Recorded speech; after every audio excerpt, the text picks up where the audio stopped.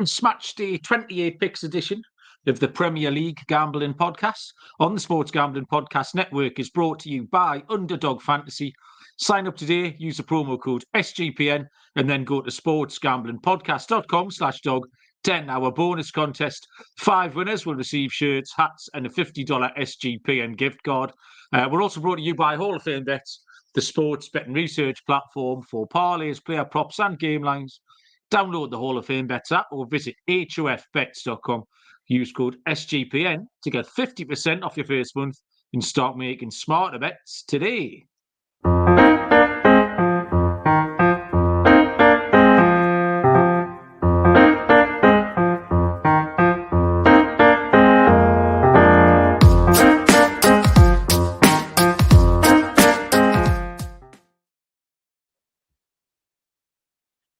Welcome, everybody, to the Premier League Gambling Podcast on the Sports Gambling Podcast Network.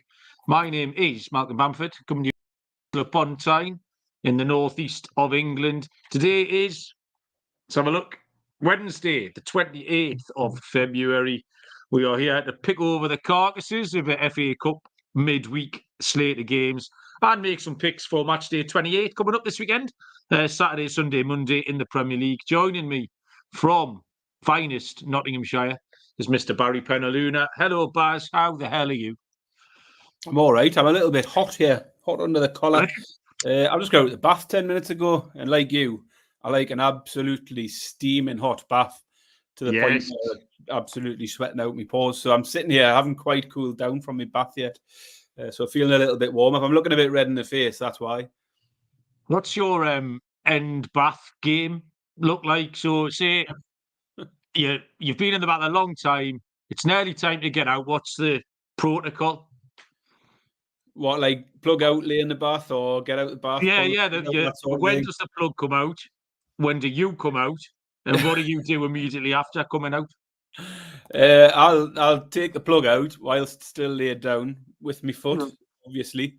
But I don't sit there and let it all drain away whilst I'm sat there. Okay. Don't sit in a dry bath. So yeah, I literally pull the plug out and then get out generally. I do sometimes like to pour a load of cold water in whilst I'm still sat in it before I finish to sort of bring the temperature down a little bit, but I didn't do that tonight. Otherwise, I'll generally go and cool off.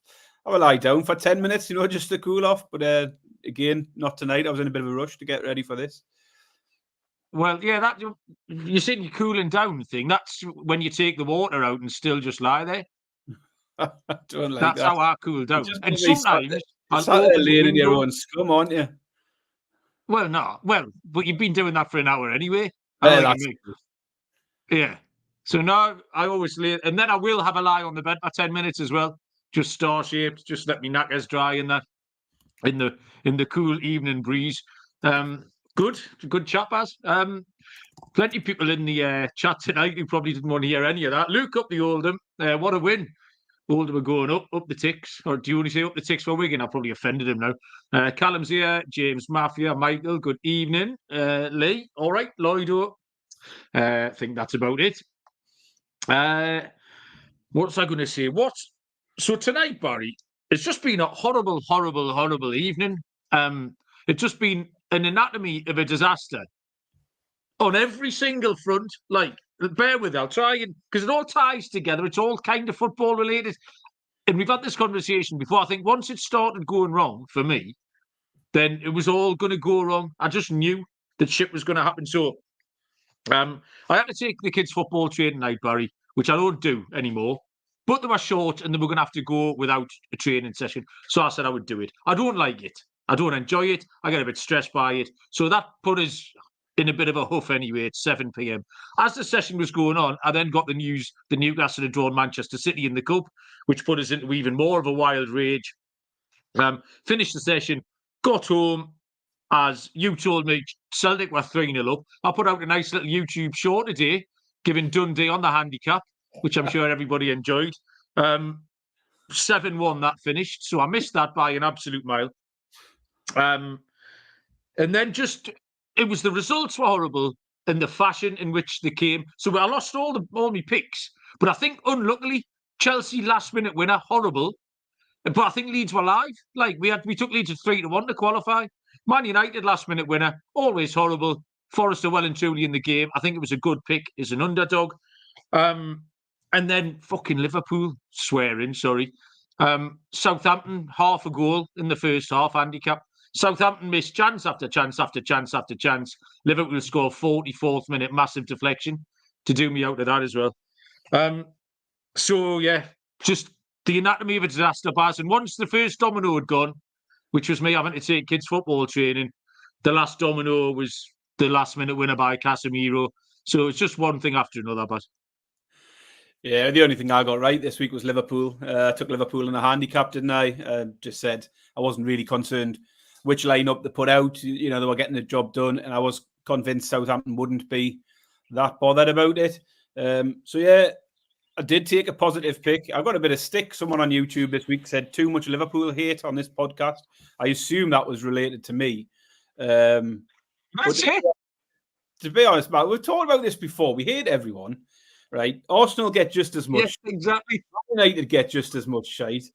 Even the likes of Burnley and Everton and them have been getting loads of shite lately. If you don't like it, maybe it's not the podcast. If you want me to be here and be nice about everyone every week, this isn't going to be. We'll be quite nice about Arsenal and Liverpool at this weekend.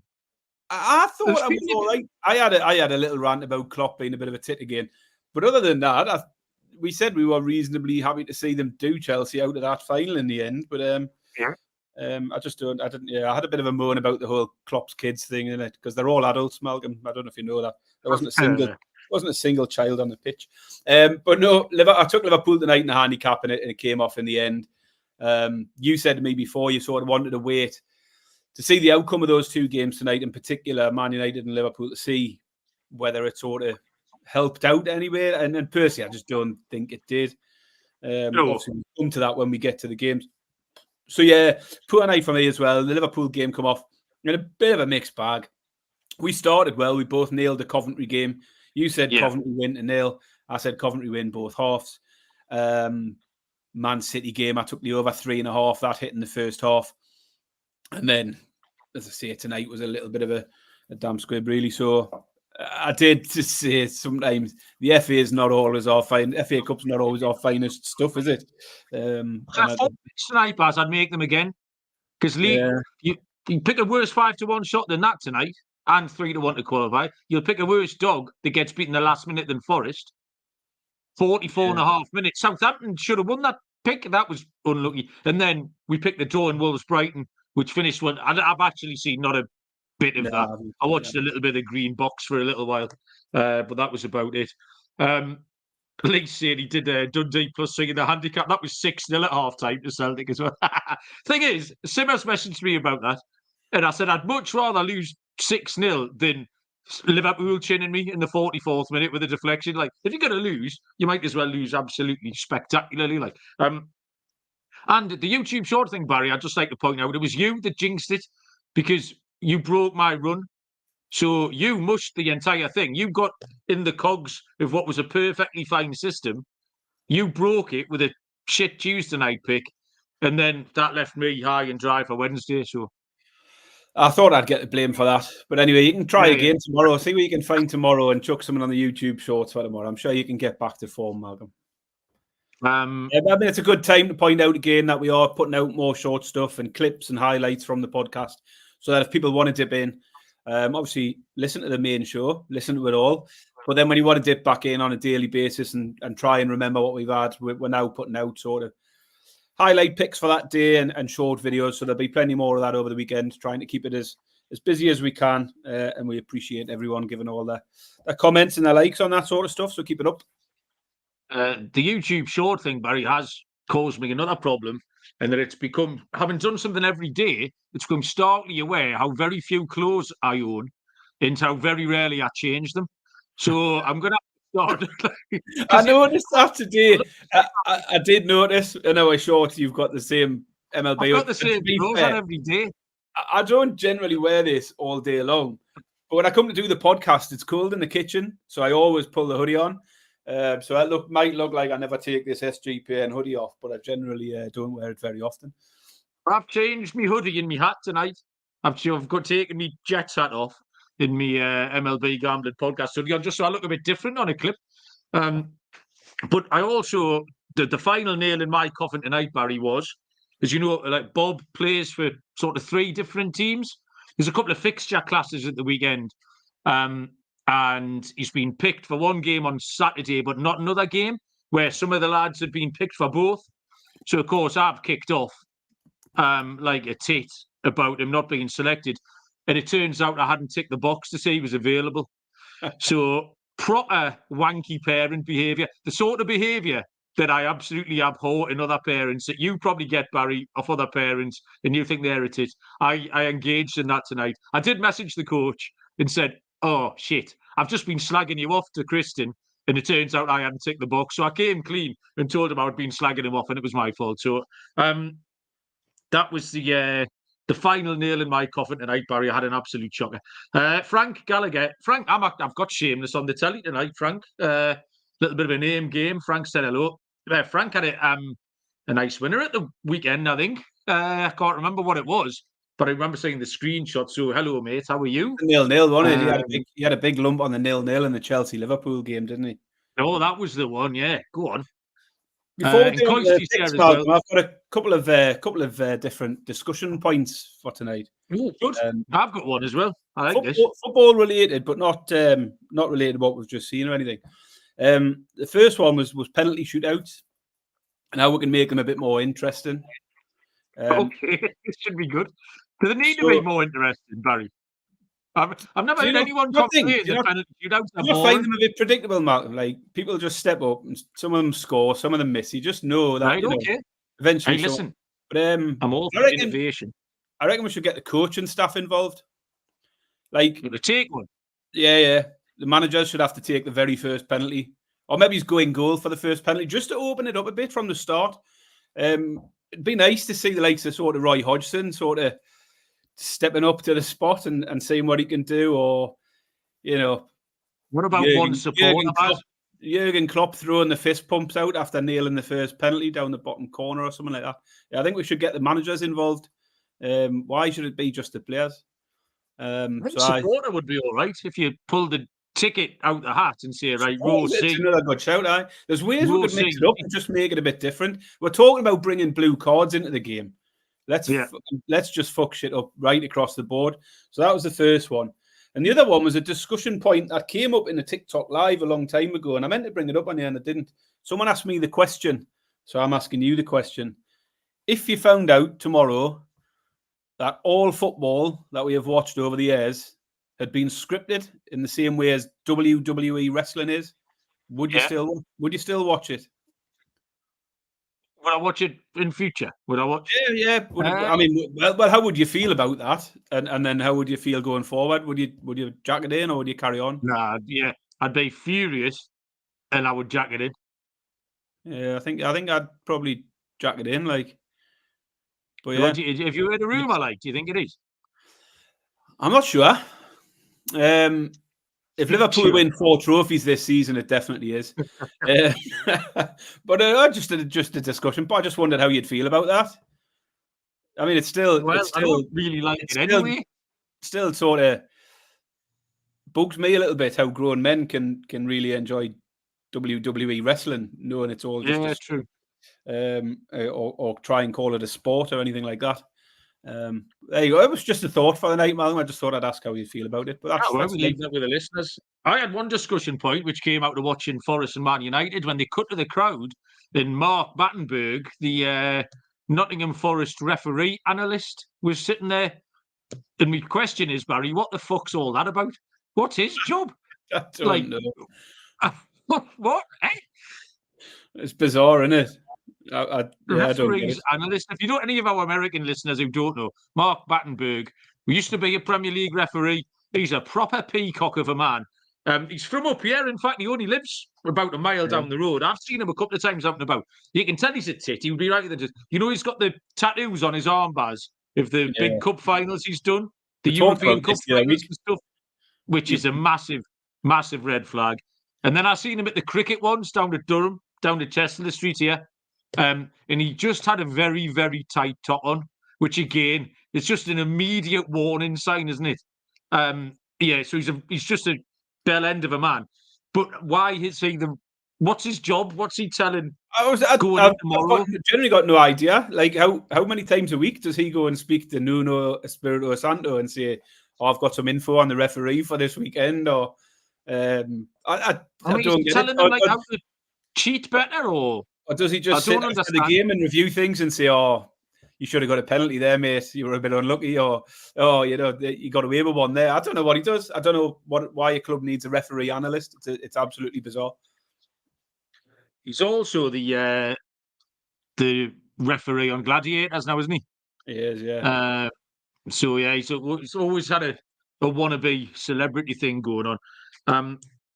So yeah, that just bemused me all night. So I think we've done a good job of covering over the fact that we didn't make any winning picks tonight, Barry, by changing the Super Bowl. What we've done is I made one winning pick, Malcolm. Thank you. Oh yeah, okay.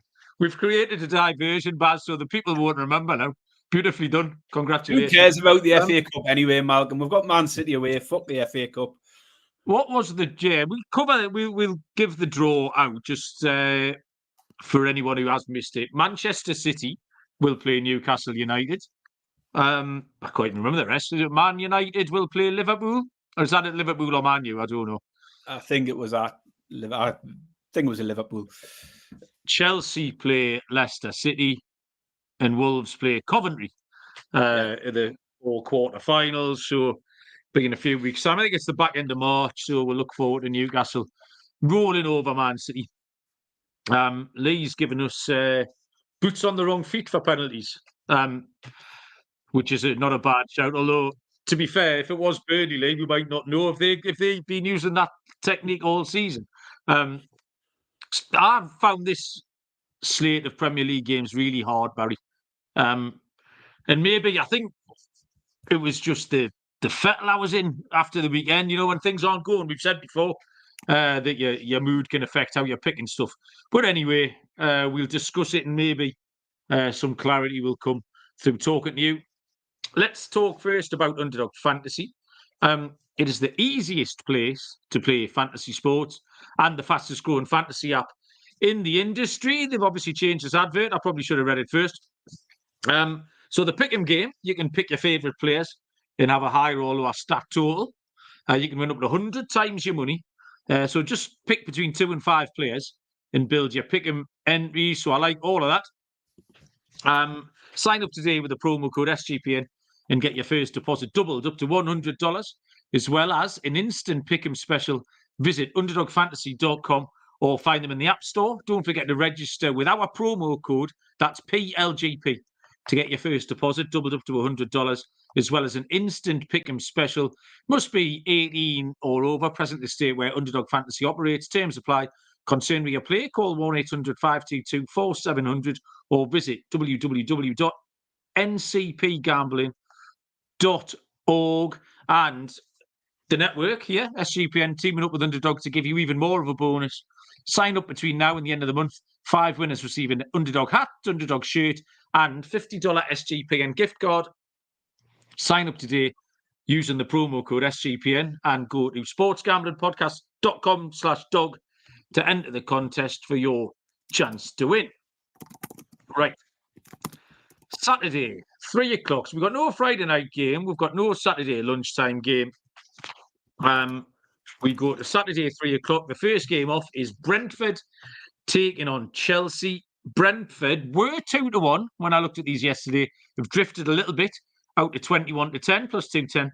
The draw's 11-4 plus 275, and Chelsea are 15-13 plus 115.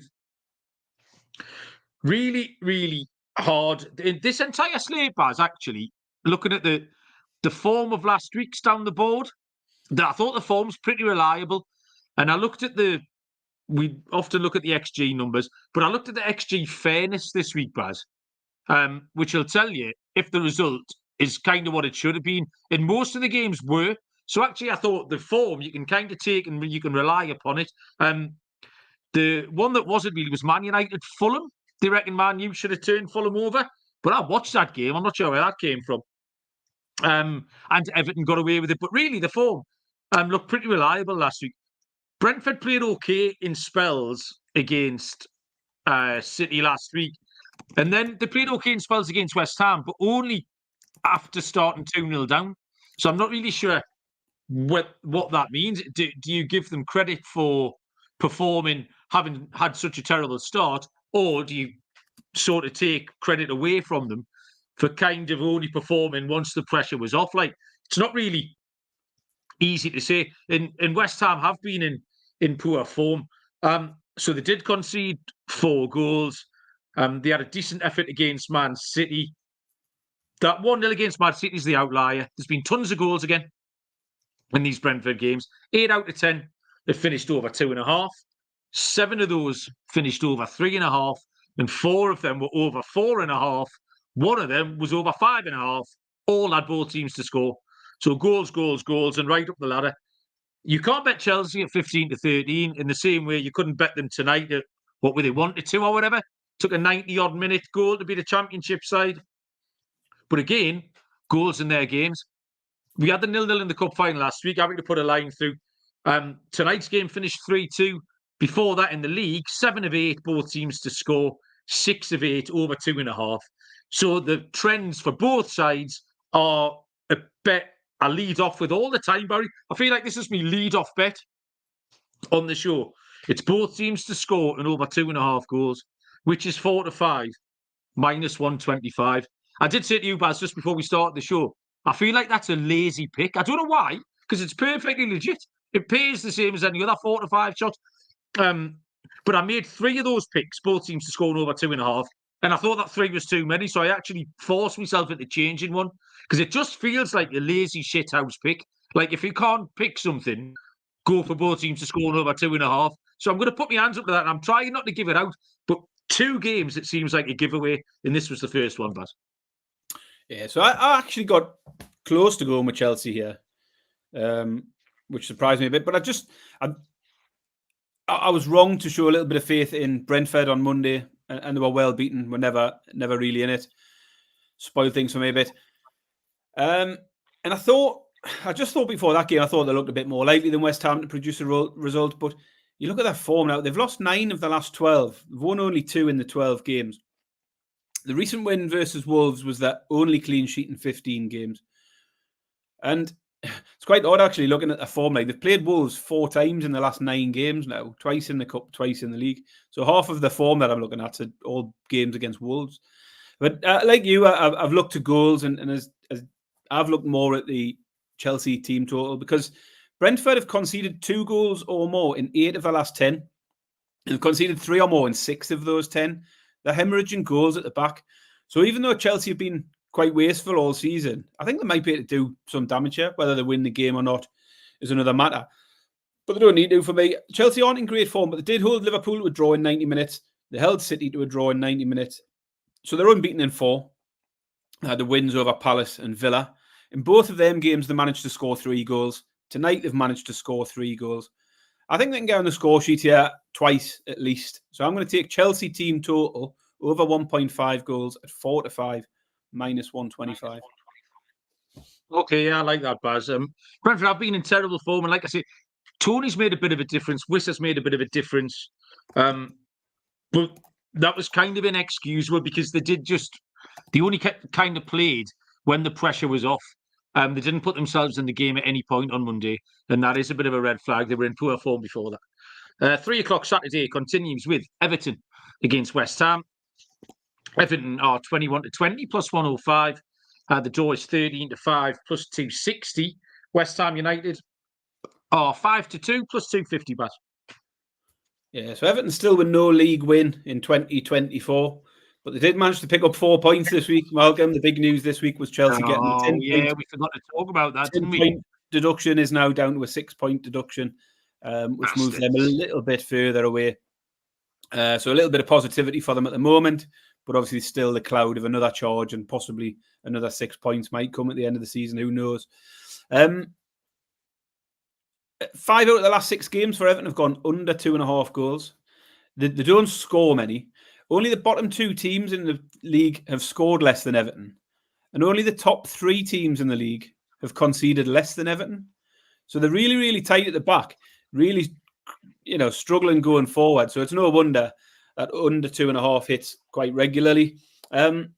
West Ham had been in very similar form. They had no win in 2024 either until the 4-2 win on Monday over Brentford.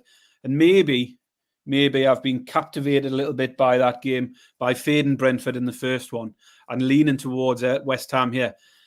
Everton did win the reverse fixture 1-0 back in October. That was actually the last time Calvert-Lewin scored. October, when he last scored a goal for Everton's absolutely mad. Some barren spell that for a striker. It's not like he's got any, great competition there at Everton either.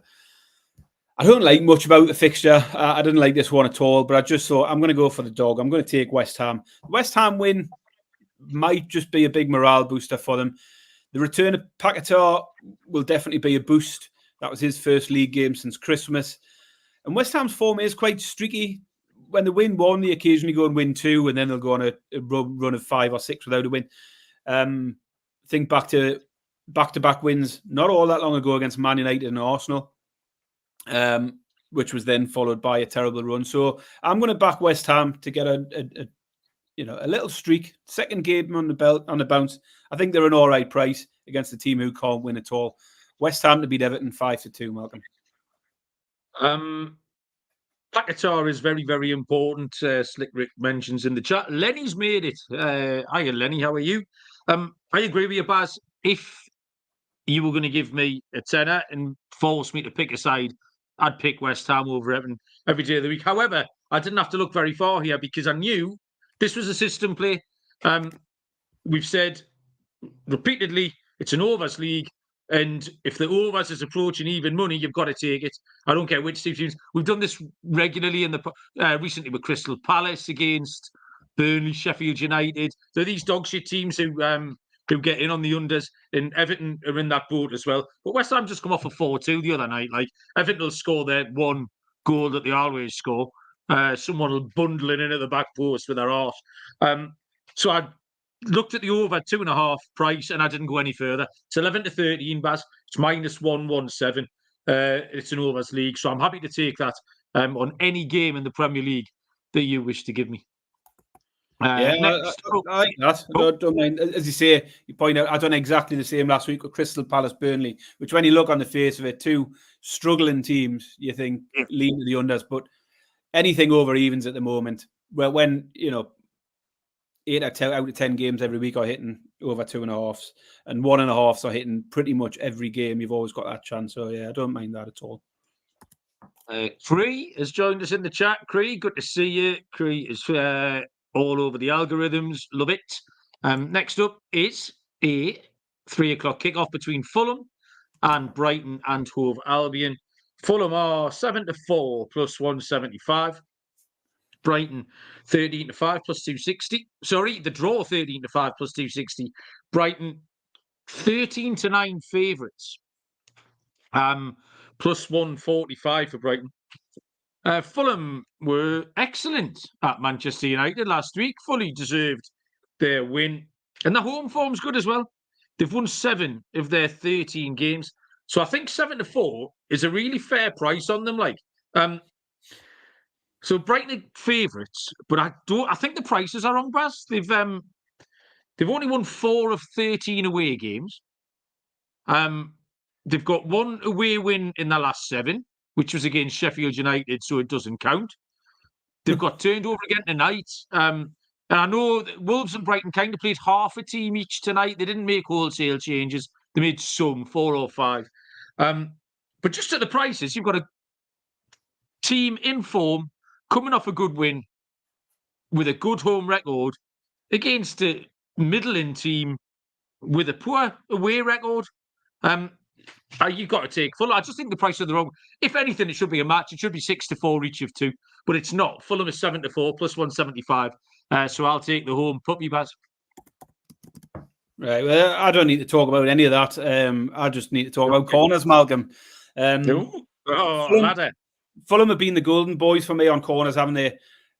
Massively got up the top of the ladder on team corners. We then got up the ladder with Fulham versus Bournemouth on match corners. And then we went to the Fulham Man United game at the weekend, match corners again, and got all the way up to 16.5, I think. Possibly 17.5, can't remember now. So Fulham have been great for me. And it's not just a case of sort of that's worked, so just keep doing it. The form just keeps leading me back to it. So 5 of Fulham's last 6 games, they've seen 14 corners or more. They've had a 19, a 21, a couple of 15s in there. So that's 14 or more, 5 out of the 6. And much like the Man United game, because when it comes to the Man United game, we looked at the Man United side and that it supported it all again. And the other side of it works nicely here. Brighton's last 3 games have seen 14 corners, 15 corners, 15 corners. Brighton have hit double figures themselves in the last 2 games. I think they've hit 10 and 12 or 10 and 11. I can't remember now. So Brighton's game's full of corners, Fulham's game's full of corners, and the lines start at 10.5. It's usually around 11.5 for a game like this. And I'm getting plus money for over 10.5. So over 10.5 corners, Fulham v Brighton at 11-10 is where we'll start. And then we've got to get the ladder out. I love this one. 11.5, over 11.5, 7-4. Over 12.5, 11-4. Over 13.5, 9-2. 14.5, 7-1. Over 15.5, 11-1. 16.5, 16-1. Still climbing. And over 17.5 is 22-1.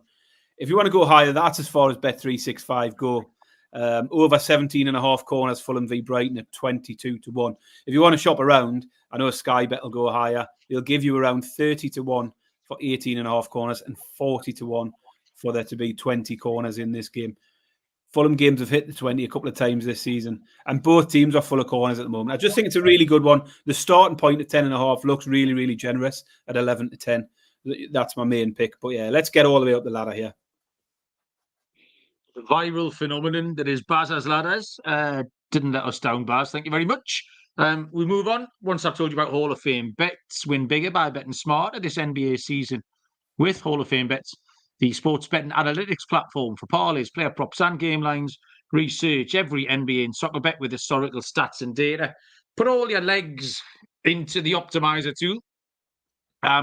And it'll break it down for you. Hit rates, expected probabilities, players sorted by value, etc. So stop betting in the dark and join over 30,000 users researching with Hall of Fame bets. Download the Hall of Fame bets app or visit hofbets.com. Use the code SGPN to get 50% off your first month. Start researching, start winning with Hall of Fame bets. Next game is a game I will be at, which is Newcastle United taking on Wolverhampton Wanderers. Newcastle are 9-10, minus 111. The draw's at 3-1. Wolves are 13-5, plus 260. Barry to lead us off. Quite a short handicap, mate. I just don't think you can back Newcastle at the moment with any kind of confidence. I was confident enough last night. I thought they'd score a load of goals against Blackburn, who were struggling, and we made really hard work of it last night. Didn't look good at all. And we've only lost 1 in our last 7 games, that Arsenal game. But we're just all over the place. No kind of consistency at all. Can't even rely on the home form at the moment. We've no win in 4 straight games at home now, so it's gone off the boil at St James's Park as well. But what we do see every time is goals, and at both ends. 8 in a row, both teams to score. 8 in a row, over 3.5 goals. And I think you just have to stick with the goals. No matter who Newcastle are playing at the moment, you've just got to keep playing that because we can't defend at the moment. We can't keep a clean sheet. But I'd always back us to score goals. I'm going to go for Newcastle versus Wolves to be over 3.5 goals at 11-8. It's good plus money price, plus 137. As I say, you can take the both teams to score in the over 2.5. It might be the game where you've done it, Malcolm. I don't know. But for me, Newcastle Wolves over 3.5 goals, 11-8. This was the 3rd game that I'd done it, Baz. So I'll whisper it quietly because it's scribbled out. So I forced myself to scribble it out in my notes. That both teams to score and over 2 goals was 4-5, and it just looked like a shoo-in. The Newcastle Blackburn match was quite exciting. I kind of realised it was exciting about 20 minutes after the game, once I'd stopped hating every second of it.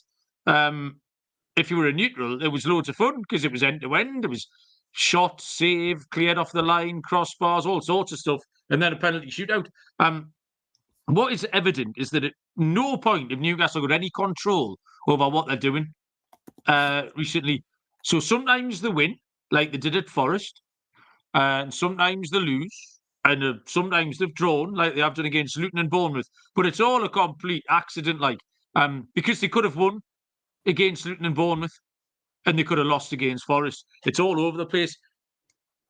My handicap here is that Newcastle have looked very capable of losing football matches, even the ones that they haven't lost. They were 2 behind at home to Luton. They were behind at home to Bournemouth. And Wolves have looked very capable of winning football matches. They've won one tonight. They got a very comparable 4-2 win at Chelsea fairly recently.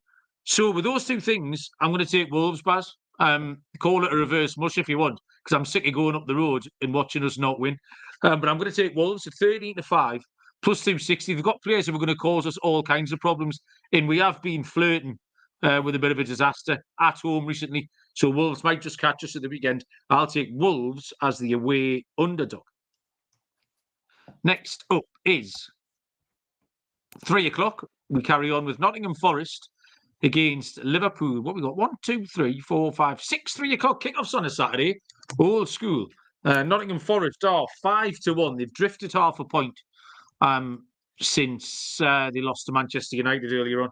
The draw is at Burlington Birdie, 100-30, and Liverpool are 11-20, minus 181. So that Forest game tonight, it kind of looked like a mid-table game, didn't it? It was just bang average. Neither team really deserved to win. The winning goal was late. It was ugly. Both teams made several half chances. So something like happened at the end was what was going to be the difference. So it hasn't really changed much about either team. Forest, they're just not doing enough really at the moment. The trouble with handicapping Liverpool is, what team are they going to be able to put out? Because sitting here at this point, Barry, I don't know. And I don't think many people do know. So look at the team news. This is one where you're going to have to look at the team news nearer the time. Liverpool, they're certainly too short to want me for me to want to back them to win at 11-20, because Forest are capable at home. So I don't really want Liverpool. You can't back them on the handicap or even a team total, anything like that, because you don't know what team they're going to be able to put out. So the question marks outweigh the ability for you to back Liverpool. Both teams, I really struggled to find an angle in, but I got there in the end, Baz, and I don't mind it, actually. Both teams have been involved in cagey games this week, Baz. Nottingham Forest this evening against Man United, 0-0 up to the 89th minute. Liverpool against Chelsea was relatively cagey, 0-0. And Southampton, they got the first goal in the 44th minute and then got away a little bit later on. So I'm going to take this same again, Baz. So quite a tight game. If you've got Forest full tilt against Liverpool, maybe at 3/4 strength, I think Forest can live with them in the first half. In the second half, once we get a goal, it's going to open up, because Liverpool have got to go for it regardless of what happens. If they get in front, it'll open up and they could pick Forest off. So the second half to have the most goals, Baz, it's a backable price. It's 19-20. It's minus 105. So I really had to dig through 15, 20 markets to find a bit I liked. But that's the one. Second half, most goals, Forest, Liverpool, 19-20, minus 105. And we will say hello to Axel, who says up the Reds, although we don't know which Reds he means. I don't care which Reds he means. We hate them all. Hello, Axel. How are you, Baz? Yeah, so I'm pleased you went that way. I don't mind your pick. I thought you were going to go towards the unders when you talked about the cagey games and comparisons with the Chelsea game and the Knights game. And I wouldn't have liked that, because I've gone the opposite way. I mean, I left this one till late to see how tonight's games developed, and really didn't change much for me. Forest, I thought, give Man United a good game. Man United obviously done what they do and picked a late winner off. And Liverpool, at the time of writing the notes, were 1-0 up and sort of seen it out comfortably in the end. And I've wrote exactly the same as you. It's hard to know what to do with Liverpool, as you've really no idea who's going to be back, because Klopp hasn't really given any indication, certainly around Salah or Núñez, as to any timelines. I think a lot of people thought they would potentially make the bench for Sunday's cup final. Neither of them made the bench, nor Szoboszlai tonight. And you think if they're not on the bench tonight, are they going to be likely to start? I would feel probably not. Whether they make the bench at the weekend, who knows? But there's been very little news. I think we'll probably find out a bit more Friday or Thursday, whenever Klopp's press conference is for the weekend. So, same as you, I didn't want Liverpool handicaps or anything like that, although I took that tonight. Different situation in a cup game. Both teams to score has hit in 7 of the last 8 Forest games in the league, that is. 6 of the last 7 league games for Liverpool. And Liverpool games have now seen 7 straight games over 3.5 goals. So I was between 2 options here. I either wanted the over 3.5 total goals in the game or the over 2.5 in the both teams to score. And I've moved for the over 3.5 because it's a bigger price. Both teams to score with over 2.5 goals is 4-5, minus 125. I'm taking the over 3.5. Forest v Liverpool, over 3.5 goals at 11-10, plus 110. Harry reckons Liverpool could be in for a fade. And I kind of agreed with you. That's why I didn't really want to factor Liverpool in too much, Harry. Lenny's given us a pick for Mexico on Friday night. If anyone's interested, DJ stuff. Newcastle. Lenny is good with his Mexican stuff, by the way. If you're in the Discord, you'll know that I've quite regularly followed Lenny on some of that stuff, and he knows his stuff. The pick on Friday night is Necaxa, double chance with both teams to score. He's then given out Huddersfield, Birmingham and Plymouth on Saturday. So Huddersfield to Mexico is a nice pivot, Lenny. That's exactly what we're here for. A Robertson assist, says Michael, 100-30.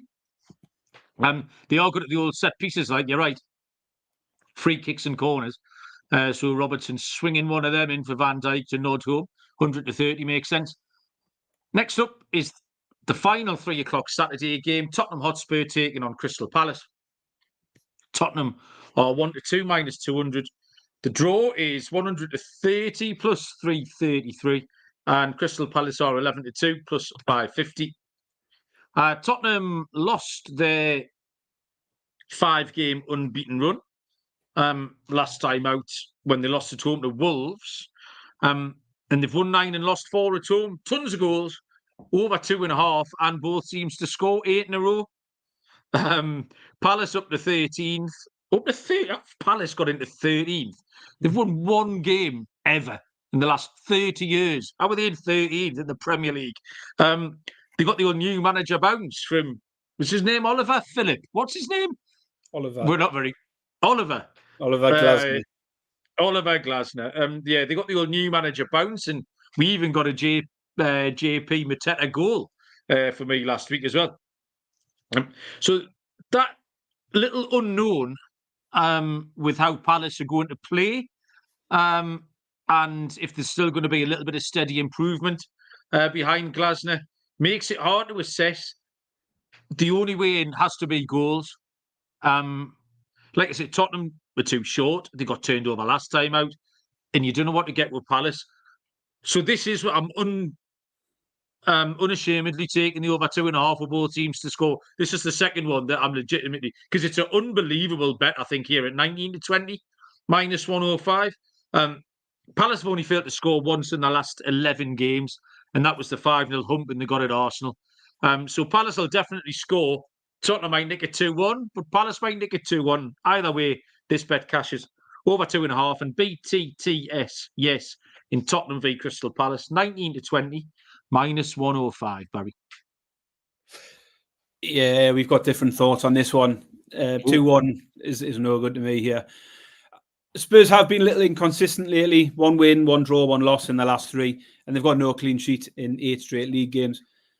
You're right, goals stands out. All of those last 8 games have went over 2.5 and both teams to score. And 5 of the 8 went over 3.5 goals. Palace have picked up a few points lately, but the wins come against the 2 at the bottom of the league, Sheffield United and Burnley. Picked up a point at Everton, who are also struggling. I just think this is a much more difficult game. And personally, you said Spurs are too short. I was a little surprised that Spurs weren't shorter than 1-2 here. Maybe the new manager is being factored into it. But it's Palace. They've not won in 8 away games. They've lost 4 of their last 5 away from home. They let in 4 away to Brighton, 5 away to Arsenal, And I think coming to White Hart Lane could see a similar outcome. I'm not concerned about the new manager coming in. Spurs haven't been flying lately, but I think they'll do the job here. And I've taken Spurs on the handicap. Spurs -1.5 to win by 2 or more against Palace is at 5-4. Or if you're the type of person who can get the Asian handicaps, then on Bet365, you can take the -1, which gets you your stake back if Spurs win by 1 goal. That's at 4-5, which I don't think's bad. I think Spurs win this game. But I'm going to take Spurs to win by 2 or more at 5-4. Spurs are a bit too Spursy, Baz, for me. That loss at home to Wolves last time just put me off. But what a Palace that I'm just not worried about. They've got a new manager, man. That doesn't matter. They're going to be like Brazil 70 from here on out. Yeah. Tea time, Saturday. Luton Town take on Aston Villa. Luton Town are 16-5 plus 320. The draw is 16-5 plus 320. Aston Villa 3-4 -133. Baz. I'm just laughing at one of the comments there. Where are we at the moment? Luton v Villa. Yeah. Despite lots of recent endeavour from Luton, they have lost 4 in a row now and no win in 5. They've conceded 19 goals in those 5 games now. They do continue to score every week, even in defeats to the likes of City and Liverpool. They've managed to get on the score sheet. Villa possibly turned a bit of a corner. They'd been on a run of just 1 win in 5, but they've now had back-to-back wins against Fulham and Forest. And they won the reverse fixture of this one 3-1. I think they'll win this again here. Luton just aren't getting the results. They're playing all right. They are catching the eye. They're the most likely to get out of the danger zone at the bottom of the league. But I like Villa in this one. They're a little bit of a short price as a pick, but I've just kept it a simple money line pick. Villa to beat Luton at 3-4.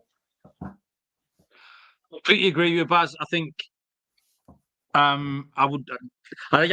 not my pick, but it was very, very close to it. It's just about a backable price, 3-4 -133, dead straightforward, and it stood out immediately. It's a good price. I just think Luton are regressing a little bit. See, last night they got humped. But you can't really count that cup game. We said that they would make changes because they've got bigger fish to fry. They've got other considerations. But they've lost 3 in a row, and there's a few worrying signs for them, even though I was quite impressed with them up here a few weeks ago. But maybe that, in hindsight, when you've seen everyone else be able to score tons of goals against Newcastle, that wasn't as impressive as I gave it credit for at the time. They've lost 3 of the last 4 at home. They lost to Sheffield United and drew with Burnley, so that doesn't count. And they're 4 points adrift again after Everton got those points back. So it's an important weekend to see how Luton react to that. Because they'd given themselves, they were right in the hunt, and all of a sudden, they're just a couple of games off the pace again. Because when you are down at the bottom, 4 points is a big ask. Like that would take you 3-4 weeks to claw 4 points. It's a setback for them. Villa did have a little bit of a wobble, that home defeat against Man United, but they've reacted well, back-to-back wins, and they do look full of goals again. Luton have conceded 13 in the last 4. So I'm going to go with Villa goals. Villa goals, over 2.5, Villa goals to be precise, is 7-4, plus 175. I also will give a special shout-out for, I like Villa to win with over 2 goals. It's 6-5 plus 120. So Villa can nick it 2-1, 3-1, something like that. They could do that by themselves. But a Villa team total over 2.5, 7-4 plus 175. Villa goalkeeper saves here from Michael. We like to shout out Michael's weekly saves pick. He thinks Luton can put a little bit of pressure on Ebi Martinez. Pointing out that the Manchester City keeper made 6 saves last night against Luton Town. So, yeah, backed up with a little bit of data there by Michael. We move on to Sunday, the 3rd of March. Are you ready, Lee? Come on. Burnley take on Bournemouth at 1 p.m, which is 8 a.m. Eastern time, where Burnley are 3-1. The draw is 5-2 plus 250. And Bournemouth are 19-20, minus 105. Barry. Yeah, so Burnley. It was tell you what, when I come to this game, I thought it's a little bit intriguing in a way, as neither side can win a game at the moment. Bournemouth have gone right off the boil as well. So Burnley no win in 8 league games. Bournemouth no win in 7. So I did come into it thinking, is this the one? Is this the one where Burnley might pick up something? Ultimately, I think you have to be absolutely mad to back Burnley at the moment in any shape or form. The last 4 defeats were all by 2 or more goals, and I just can't see them keeping Bournemouth at bay here. Bournemouth are an okay price at around evens, but the form concerns me. I wouldn't be surprised if you've taken Bournemouth. I think the price does catch the eye. Anything around evens for anyone to beat Burnley looks okay, but no win in 7 just concerned me a little bit. So I do like Bournemouth as a pick, but I've went elsewhere. I've gone for corners again. I'm in the corners market again. Bournemouth team corners over 5.5 at over 5.5 goals. I'm making right mess of this. Over 5.5 Bournemouth corners at 4 to 5. The reasons: Burnley have conceded at least 6 corners in each of their last 8 games. So they've given up the 5.5 in 8 games straight, Burnley. Bournemouth have actually hit double figures for their own corners in 5 of the last 10. Obviously, if I like corners, I generally take the ladder. So here are a few of the prices you can get going up the ladder with Bournemouth corners. So I'm going to start. My main pick here is Bournemouth team corners over 5.5 at 4 to 5. We'll jump it up a little step. We'll miss a step out. Over 7.5 Bournemouth corners, 5 to 2. Over 9.5, 7 to 1. 10.5, 11s, 11.5, 16s, and over 12.5 is 25 to 1. My main ladder corners is definitely, I prefer the Fulham game, is Fulham match corners, is the one I really, really like. I like Bournemouth team corners here, and I possibly will take it a little bit lower, a little bit higher, but yeah, the main pick is the over 5.5. That's where I've gone. The chat just Lee pointing out that Solanke might be injured, which I hadn't seen.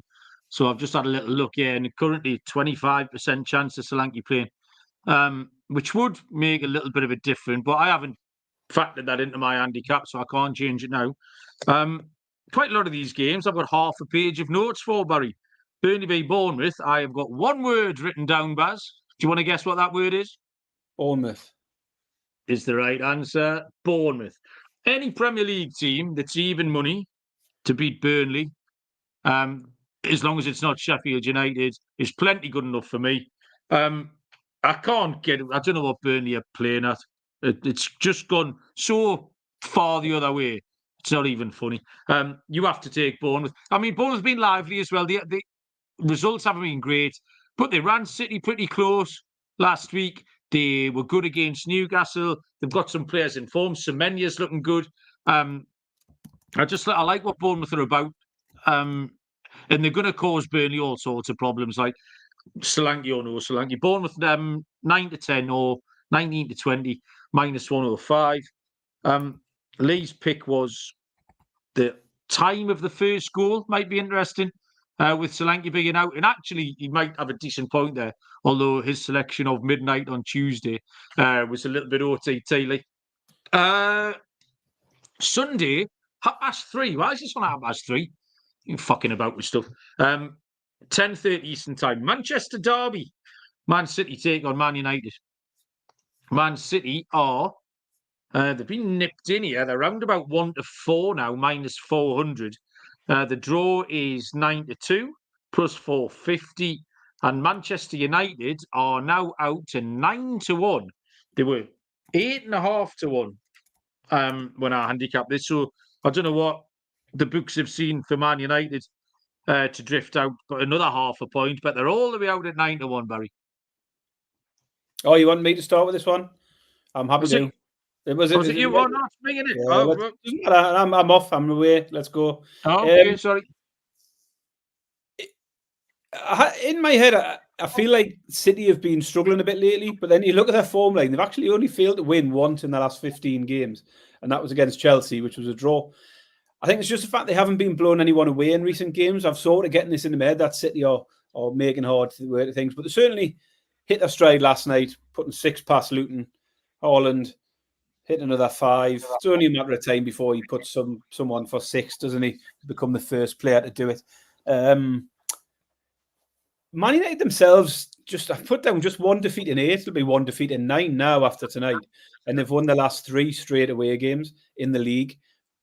Taking tonight, that'll be 4 straight away games. We do think Man U have rode their luck a bit lately. A lot of late goals. Performances haven't been brilliant. Did you watch any of the Man United game tonight, Malcolm? Yeah, I watched the last. Fernandes second half, pretty much. Second half. First half, Fernandes done exactly the same thing, where he threw himself in the air, threw himself on the floor, rolled around holding his ankle, didn't get the free kick, and then the ball was about to come back, and so he just jumped to his feet and cracked on again. Exactly the same. Brilliant. Then there was another one where he got fouled, and he gave a foul. It was a free kick, fair enough, and he just sits there, throwing his arms in the air, pointing and waving. Absolutely stinks, his attitude. Anyway, moving on. Ultimately, City were a little too short for me here. So I've gone for something a bit different. Michael Roberts is going to love this. I've gone for keeper saves, and it's Onana keeper saves. Over 4.5 Onana saves in the game. And here's why. Last 5 games for City have seen them force a total 36 saves out of keepers. Only the Chelsea game would have went under the 4.5. Chelsea keeper had 4 saves. Wouldn't hit the line there. But there's plenty of form for opposition keepers being kept busy by City, as you would expect. Onana hasn't gone over this line much in the Premier League lately. But Man United are giving up loads of chances. They give up loads of shots on goal. And I think City will be more clinical than some of their recent opponents. In the reverse fixture, Onana made 7 saves in that 3-0 defeat. He made 5 saves tonight against Forest. And I just think at plus money, I'd be surprised if you don't get a good run out of this bet, because City are regularly hitting double figures for shots on target. Onana over 4.5 saves at 11-10 is my pick. It's one I'll ride a little bit higher. I'll take the 5-2 for over 5.5 saves, 5-1 for over 6.5, and 10-1 for Onana to have 8 saves in this game. Yeah, Michael's like a proud father, he says, Barry. You've given out a little saves ladder. So Man City spanking Luton last night didn't really do my handicap any favours, because it is tricky. Manchester City have had back-to-back 1-0s. Now, I know we slag everybody off here. Manchester United are out here at a giant price, and they were a similar price, Barry, when they went to Liverpool, and we actually picked them that day because we thought that represented a little bit of value, possibly, and we thought they were too big. And did it finish 0-0, I think? It wasn't a terrible pick, we weren't miles away. Not today, though. I wouldn't know what to do with this price either. You could double it and I wouldn't back it. Fuck that. Just pointing that out. I'm not just dismissing them out of hand, because if it was viable, I'd get involved, but I'm not. I'm just not buying it at all. So, and again, that just on the eye test, and we watched them tonight again and they did nothing. So this is purely on the prices, Barry. Man City have had 4 league games in a row under 2.5 goals, Baz. And the price is magnificent. It's 15-8 plus 187 for the under 2.5. However, that price is so big that if you want it to be safer, the under 3.5 is a great bet as well. You can have another goal, knock yourself out. The under 3.5 is 4-5, minus 125. A little repeat of that 3-0, Baz, that you mentioned. They can get loads of shots, so Onana can make loads of saves, and they'll beat them. But yeah, under 3.5 goals is far too big. At 4-5, minus 125. If you're feeling a bit fruity, get involved in the 15-8 plus 187. I've just noticed the time, Baz, we're taking far too long here. There's 1 game left. Luckily, it's Sheffield United.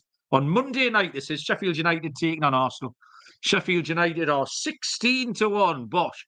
The draw is 6-1, and Arsenal are 2-11, minus 550, Barry. Yeah, I mean, this could be a bloodbath, Malcolm. I can't remember the last time we saw such a short price for an away team. 2-11 Arsenal. First line of my notes, Baz. is that I can't remember seeing an away team at this short a price yet. But you look at it and it's pretty justified, isn't it? It's entirely justified. The bookies aren't there to give money away. And I can't in my right mind sit here and try and get clever with it and try and find a way to do anything clever with Sheff United, because that would just be silly. I just think you've got to find the way of getting involved in Arsenal. Sheffield's form generally is obviously very poor, but looking at their home form alone, standalone at their home form, they've conceded 5 in each of the last 3 games. 3 consecutive games at home conceding 5 goals. Brighton twice, Villa once. And they have shown a tendency to just fold in games. And now they're facing Arsenal, who've got 25 goals in the last 6 league games. They've just scored 4 against Newcastle. They scored a 5. They scored a 6. They put 3 past Liverpool. It's got to be Arsenal goals. And how bad has it got to be when you need to take a team total of over 3.5 to get to plus money? But I'm prepared to do it on this occasion. Arsenal to score 4 or more goals at 7-4 is the pick for me. And I'm going to have some stupid little bets, small stakes on some silly scores.